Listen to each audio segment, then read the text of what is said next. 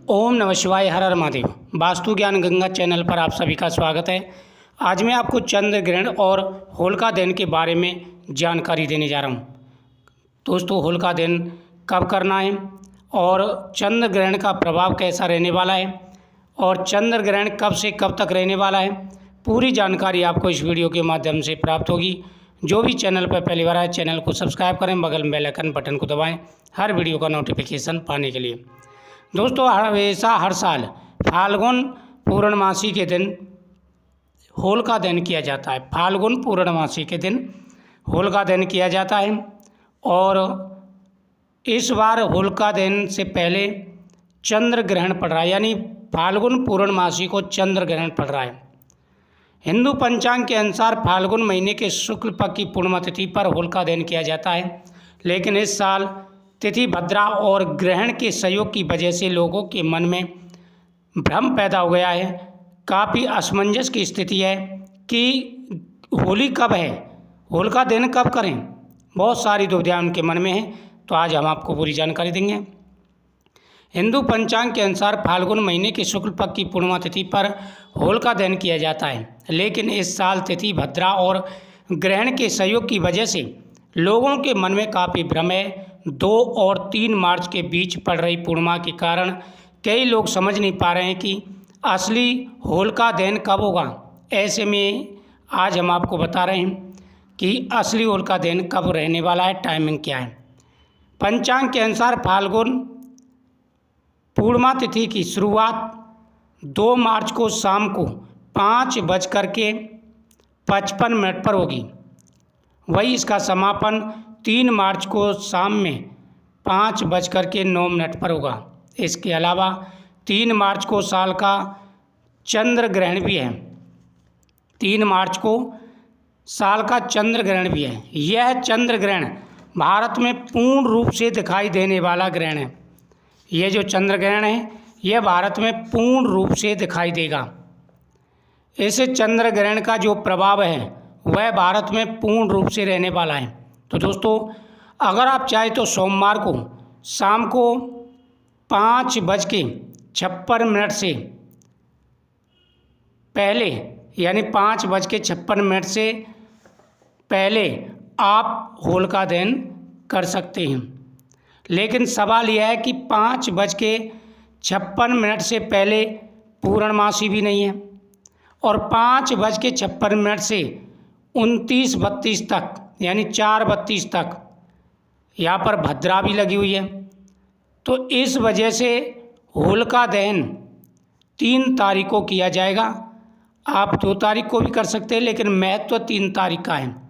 3 तारीख को भी आप कर सकते हैं। 3 तारीख को हालांकि पूर्णमासी 5:08 तक रहेगी, लेकिन क्योंकि सूर्यमुखी है पूरे दिन पूर्णमासी रहेगी, इस वजह से शाम को 7 और 8 के बीच में भी होलिका दहन किया जा सकता है। तो इस बार बड़ी स्थिति बनी हुई है और साथ ही साथ ग्रहण की वजह से सारी स्थिति ऐसी हुई है। ग्रहण की आपको जानकारी दें तो यह ग्रहण दोपहर को 3:20 से प्रारंभ होगा और 6:47 तक चलने वाला है। इसका जो सूतक काल है वह सुबह 6:20 से प्रारंभ हो जाएगा। तो इस बार भद्रा की वजह से 2 तारीख को भी स्थिति बनी हुई है कि पूर्णमासी 5:56 से प्रारंभ होगी और उसी समय भद्रा प्रारंभ हो जाएगी।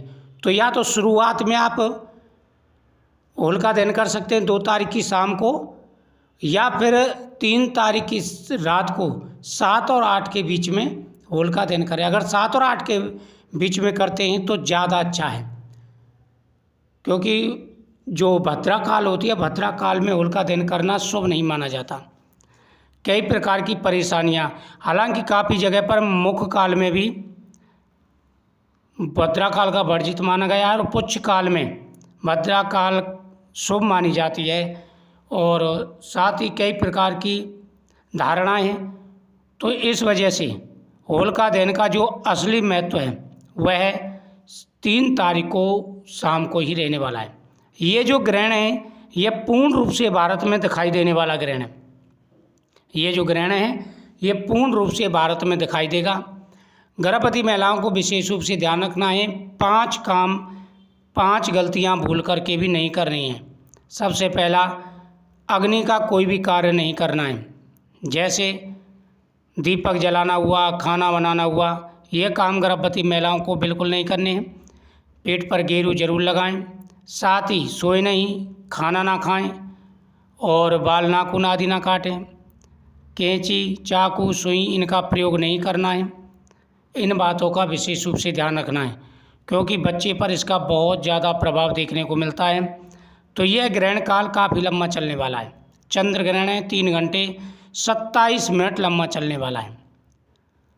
तो इस बार असमंजस की स्थिति है, 2 को भी ग्रहण होलिका दहन होगा और 3 को भी होगा। तो दोनों दिन पूर्णमासी में होलिका दहन किया जाता है। और अगर सूर्यमुखी पूर्णमासी हो, जैसे 3 तारीख को पड़ रही है, तो आप शाम को भी होलिका दहन कर सकते हैं, कोई परेशानी उसमें नहीं आती। अच्छा, होलिका दहन के समय आप कुछ उपाय भी कर सकते हैं। होलिका दहन में आप कुछ उपाय भी कर सकते हैं। पंचांग के अनुसार फाल्गुन पूर्णिमा तिथि की शुरुआत शाम को 2 तारीख शाम को 5:55 पर होगी। वही इसका समापन 3 मार्च को शाम में 5:09 पर होगा। इसके अलावा 3 मार्च को साल का चंद्र ग्रहण भी लगने जा रहा है। तो ऐसे में सूतक काल की वजह से होलिका दहन 2 मार्च को भी किया जा सकता है। 2 मार्च को भी होलिका दहन किया जाएगा। शाम 6:20 से लेकर के 8:50 तक होलिका दहन का जो समय रहेगा, ये रहेगा मेन शुभ समय। इस समय में आप 2 तारीख को होलिका दहन कर सकते हैं और साथ ही 3 तारीख को 7 और 8 के बीच में रहेगा। लेकिन ज़्यादातर 2 तारीख को रहेगा। तो दिल्ली में 6:20 से 8:50, नोएडा में 6:20 से 8:50 और बाकी जगह पे 1-2 मिनट का आगे पीछे रहेंगे। कहीं 8:37 तक भी होगा, लेकिन टाइम यही रहेगा। तो जिस प्रकार से आपके यहाँ होलिका दहन किया जा रहा हो, विद्वानों के द्वारा बताया गया हो, उसी प्रकार से आपको करना है। हमने आपको पंचांग के हिसाब से पूरी जानकारी दे दी है।